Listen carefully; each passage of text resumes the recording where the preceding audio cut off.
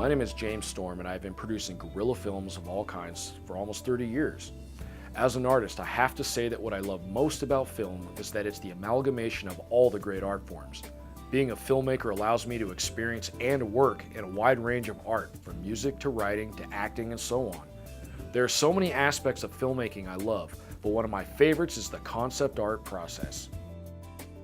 All movies, big or small, go through a design process. From the writer comes the idea, but it's up to the graphic artists to give life to those ideas. Growing up, I always had a special appreciation for art and design within films. Even my earliest productions boasted of elaborate artwork to help explain and inspire my dramatic ideas. Within my films, I'm very meticulous that the artwork and the film go hand in hand. In other words, the art and design work help create the film, but remain a complementary part of it. Color palettes, for example. Color in film is very important to me, and I love it when the film color palettes are represented through and through. Every film I make has its own representative themes of colors. A blatant example of this was my 2006 romantic film titled La Favorite.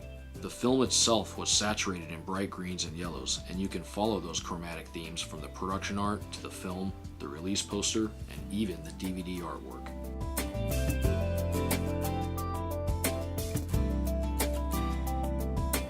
It's also important for me to keep a consistency of quality within the film artwork, and it's not to be underestimated.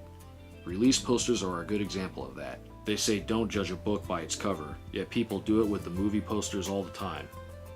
The release poster artwork is a craft all unto itself and is probably my most favorite aspect of the production art. I never overlook the value of an intriguing release poster. And in my 60+ films, I've always tried to create innovative and provocative release posters.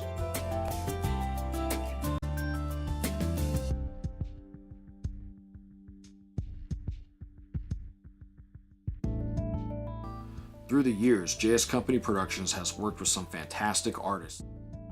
Artist Matt Ruggiero has created some of the best and most iconic images JS Company Productions has ever produced to date, such as 1997's Ace Blake and the Sons of the Golden Dawn, and 2001's Beyond an Orchidea. To help me explain the graphic art process within guerrilla filmmaking, I've invited down to the studio tonight one of JS Company Productions' premier graphic artists. She's also the youngest member of our crew. Ladies and gentlemen, I'd like to introduce to you Melissa Scrivnor. Hi Melissa, how you doing tonight? Hi, good. So straight off the bat, you're an artist, so I'm going to ask you the question everyone wants to know. What inspires you as an artist? How did you know that that was something that you were passionate about and the field that you wanted to go into? I discovered I wanted to become an artist when I realized how you can express yourself through the media, and I just really enjoyed creating art as well as finishing the piece and looking at it hanging up in my room. Now, for somebody your age, you already have an amazing portfolio, and I know JS Company Productions has kept you busy around the clock and you're working on project after project. Would you mind spending just a little bit of time explaining the process of being a graphic artist in relation to guerrilla filmmaking? Yeah, sure thing. When the script has been approved, the director and I begin work on conceptualizing the ideas within the script.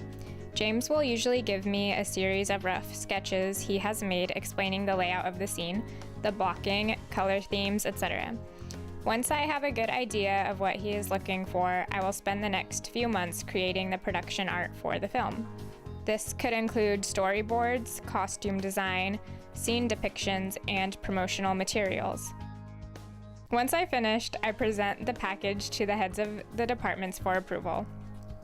Most of the time, the artwork is approved and we go into production right away, but there are times when the design of something could take the artist multiple renderings to get exactly right.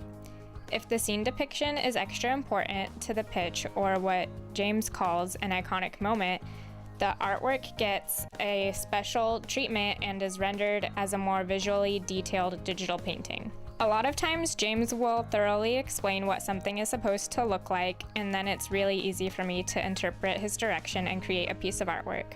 Then there are the times James will leave the design of something entirely up to me, and that's when the real challenge of creating something he likes will begin.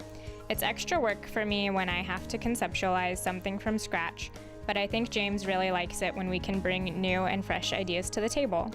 As an artist, I enjoy working with James for that reason. He really appreciates his artists and their style or their personal representation of an idea. It creates a fun, trustworthy atmosphere to work in. Now, I know you and I have had many discussions in the past about the different mediums and the emotional response the different mediums will give an individual when looking at the artwork. Do you have a particular medium that is your favorite?